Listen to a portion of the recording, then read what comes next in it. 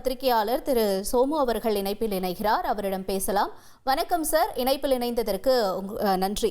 அதாவது இதுக்கு முன்னாடி பல வருஷங்களுக்கு முன்னாடி நடந்த தேர்தல்கள்ல புதியவர்கள் வரும்பொழுது அவங்களும் இந்த மாதிரியான அசுர பலம் அதிகார பலத்தெல்லாம் சந்திச்சதுக்கு அப்புறம் தான் வெற்றி பெற்றிருந்தாங்க. 2026 அது மாதிரி அமையும் அப்படின்னு சொல்லி ரொம்ப ஸ்ட்ராங்கா பேசியிருக்காரு விஜய் அவர்கள் தன்னுடைய கருத்துல. இதை பற்றி உங்களுடைய பார்வை என்ன சார்?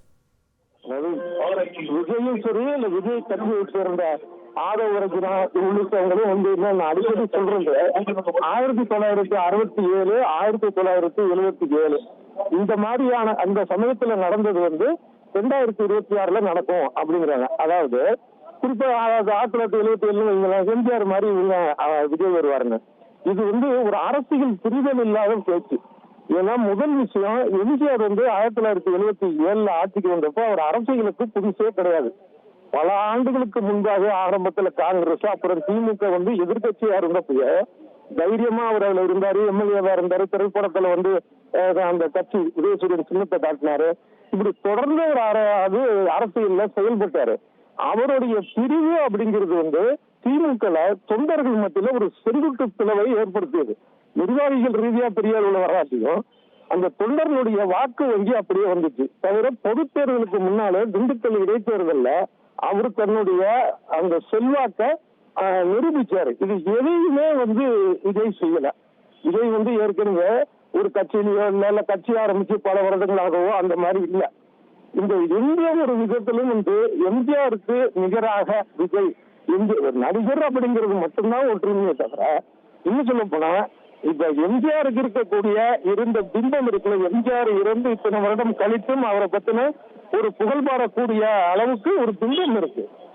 விஜய் பத்தி அந்த மாதிரி பிம்பம் இல்லை. எம்ஜிஆர்னா அவர் தேடி போறவங்க எல்லாம் உதவி செய்வாரு, சாப்பிடாம இருக்க மாட்டாரு, இந்த மாதிரியான விஷயங்கள்லாம் தமிழ்நாடு முழுக்க பரவி இன்னைக்கு இருக்கு.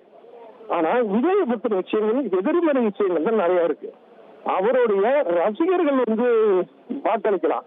இன்னொரு விஷயம் என்னன்னா, ஒவ்வொரு வீட்லயுமே விஜய் ரசிகர் இருக்கிறதா சொல்றாங்க. ஒரு வாதத்துக்காக அதை ஒத்துக்கிட்டோம்னா, அதே மாதிரி ஒவ்வொரு வீட்லயுமே அஜித் ரசிகர் இருக்காங்க, ரஜினி ரசிகர் இருக்காங்க.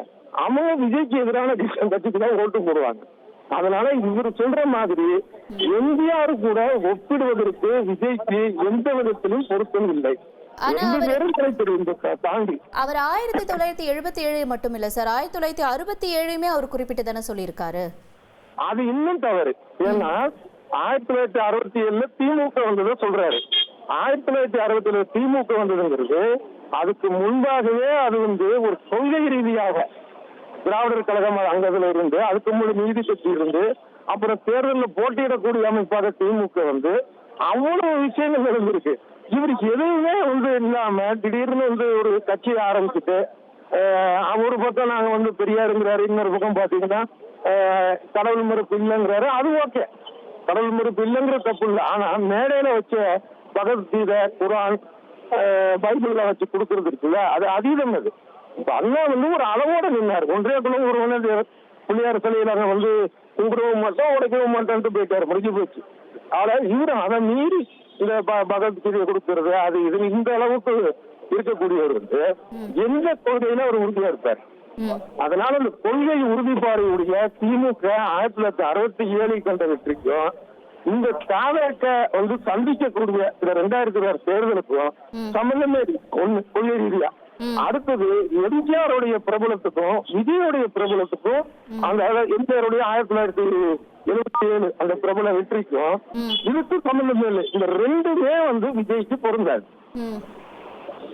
நான் தொடர்ந்து சொல்லிட்டு இருக்கேன், விஜய் தனித்து நின்றால் அவருக்கு தாவேக்க 1.5 வாக்கு சதவீதத்துக்கு மேல் கிடைக்காது. இதை நான் சொல்றப்ப யாரும் ஏத்துக்கல. தேர்தல் முடிவு வந்ததுக்கு அப்புறம் நம்ம பேசலாம். Right sir, right. திரு டிவி சோமு சார் இணைப்பில் இணைந்து உங்களுடைய பார்வைகளை பகிர்ந்து கொண்டமைக்கு. ட்ரெண்டை ஃப்ரெண்ட் ஆக்கிக்கோங்க. தந்தி டிவியின் சப்ஸ்கிரைபர்ஸ் அண்ட் ஃபாலோவர்ஸ் குடும்பத்துல நீங்களும் இணையுங்க.